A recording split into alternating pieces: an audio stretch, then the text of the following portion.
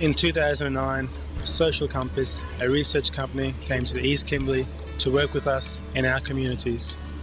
We learned some things, and so did they. This is the story about that time and how we worked together to tell our story. Long time ago, long time ago, long time ago, big rain come like a my country. We've found that in our experience that with some of the companies and organisations we've partnered with, usually you can tell fairly straight off after a meeting or so which ones are really going to click, and that was the case with Social Compass. It was an exciting opportunity to actually start thinking about some real partners that we could engage in to produce the project. We knew that it was important to take that sort of approach. You know, I've been in the East Kimberley for 15 years and seen consultants come and consultants go. They typically don't leave a great deal behind in terms of knowledge or skills or capacity. The most important thing for any consultant is that you understand, that you understand partnerships. So the first part of the development of the project was actually to spend time with each other and spend time in Connemara and get a better understanding of each other's capabilities. As researchers working in the Indigenous space, we know that Indigenous people, Indigenous communities are over-researched. They're really tired, and so we knew the best way to actually produce a great outcome would be to partner with an organisation in a way that the research can be conducted with Indigenous people rather than traditionally it's been research conducted on Indigenous people. I probably speak to 50 consultants a year, and they come through and it takes you an hour of your time, and there goes a couple of weeks of time, which is a cost to our organisation, and we generally don't get a great deal back. So the approach from Social Compass to say, look, we want to team up with you guys because you've got something to offer that will add value to this project. It was a very good way to register with each other where our strengths were and where our deficits were, and that enabled us to identify where we could actually build each other's capacities, which of course was a significant aim of the partnership. You've got to be fairly clear in terms of understanding that each partner has got something to offer to the partnership. You can't be a passenger because that will fall over eventually. You actually need to put in place some formal mechanisms, and so what we did was we had a very, very detailed project plan that held everybody accountable to the things that they were assigned to undertake. Social Compass share our sort of philosophy on things in terms of you don't sort of achieve real outcomes just from one project. You really got to be there for the long term, and so really, for us, it's really probably really a journey. It's not just a sprint. We work across the three sectors of government, business, and community organisations. And one of our core philosophies is that we believe in the concept of partnerships as a way to bring together knowledge and experience and talents to make a difference in communities and societies. The core business of Woonan is trying to do something for our people here in the East Kimberley in providing them with opportunities through education, training and employment. Long time ago, long time ago, long time ago, big rain come like a my country. Long time ago, long time ago, long time ago, big rain come like a my country.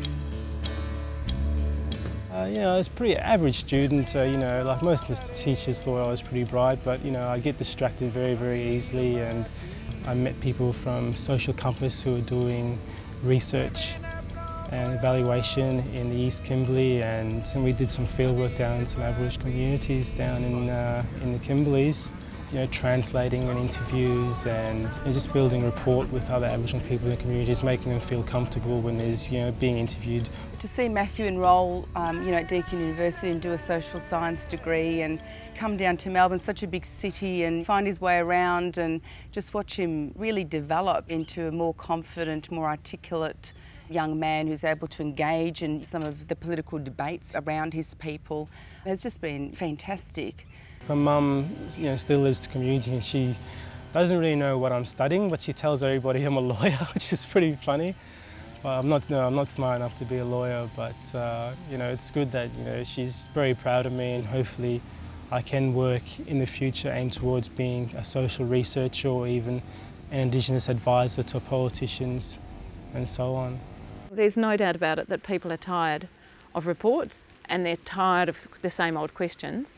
There's a belief within the community that all this knowledge is out there, everybody knows what's happening, everybody knows what the problems are, and another report's unlikely to fix it. I think that there's a large amount of community resentment to fly-in, fly-out consultants, and yeah, so the fact that there are people who are local adds a lot of value to the project.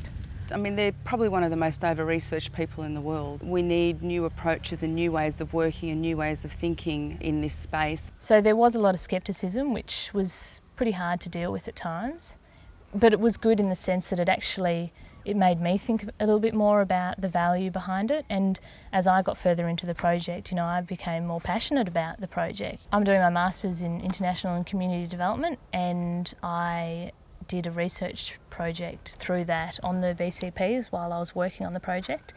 For me, that being able to do the work on the BCPs during the day and sort of go home and actually reflect on it and do literature reviews and actually look at the methodology and the practical side of it a little bit further was really valuable. I think the professional development that Social Compass could add to those community members is fantastic, and it's not something that happens every day in a project, but I think Social Compass's commitment to actually transferring skills and knowledge to the people on the ground working in the communities was fantastic, and I think that that's really unique in a project. One of the things I learned from the project was the process that's involved in getting things done, how government works, how Wunan works, and how you've got to constantly go back and forward and talk about this and then look at the barriers and then trying to sort out how to get through this challenge or that barrier or work around it. And well, I'm an Aboriginal, so I only look at things through Aboriginal eyes. We talk about something and then it just gets done, whereas you've got all these policies and procedures within government to follow, and just how long some stuff takes can be quite frustrating. And my experience with the BCPs was it was a bit hard at first because it took me a while to get my head around what we were trying to do. I was asked to work on the BCP because I'm an Aboriginal woman from the East Kimberley, and I think because I knew a lot of people and knew a lot about Aboriginal culture and our ways of working, and I didn't have any problems with or challenges getting people to participate in my interviews because I just about know the whole town, so I could just walk up to anybody and say, "Do you want to sit down and have a yarn about this?" and I could explain it and break it down for them to understand. And so I didn't have any problems. I think that's something that's really sort of given a lot more confidence, and because she was sort of, when she first came to us, she was didn't have a lot of confidence, and obviously she was still someone that was developing her skills and her experience. So I think that contributed a lot to Michelle, and she'll sort of she'll benefit from that for as she goes along in life. It is critical, I think, in terms of future BCPs and moving forward, that a partnership approach is really encouraged, and the partnership approach has to really promote ownership of the project at the local level. I think the BCPs belong to the communities because while at one level the reports are to help government identify rightly, whether they're closing the gap on life expectancy for Indigenous people versus non-Indigenous people. Ultimately for me the BCPs belong to the communities because the communities, they can use the information, and the BCPs, that document can actually strengthen a community if it's used in the right way. And as we saw down in Warman, with a good CEO who can communicate the details of what is a complex report to the people of the community, then they can use these reports to actually, leverage resources. We do use it in terms of our strategic planning. Okay, so for example, next week we will be having a strategic planning session with our community, with key council members and staff and so forth, where we'll set the strategies, our aims and our objectives and so forth for this year. Now, a lot of the information that we need when we're doing that is within the profiles. Yeah, I'm chairperson and I think I'm an important person. My country is here and this woman is my father country. I'm on my country. We sing song in Gija and in Kadia way and Aboriginal way. Go up to office every morning and ask the CEO what work to be done. If I got to sign all the paper, they send it off to government or things like that. Tell you where it helps us is in particular with the demands of government funding agencies for data and information when we're submitting applications for grants. I mean, I refer to that information all the time, and governments love it. The BCPs are a great example of a document that paints a picture at a point in time, and there's a range of indicators of I suppose, social and community health in a broad sense, from diabetes through educational achievement, through employment, through justice issues. So lots and lots of data that tells you, by and large, geez, we've got some serious issues here. I'm involved in local government here in East Kimberley, and I know that local government hasn't really picked up as a key tool. That's a shame. So I think there's always a risk with these sorts of projects that reports become shelf bound, and I think that's probably happened to an extent in this case. We think it was a good project for East Kimberley, and we're more than happy to have access to that information, and we'll certainly be using it in the project we sort of run over the next few years. They're really good documents. Wunan will certainly be using those as our baseline data in terms of our developments here.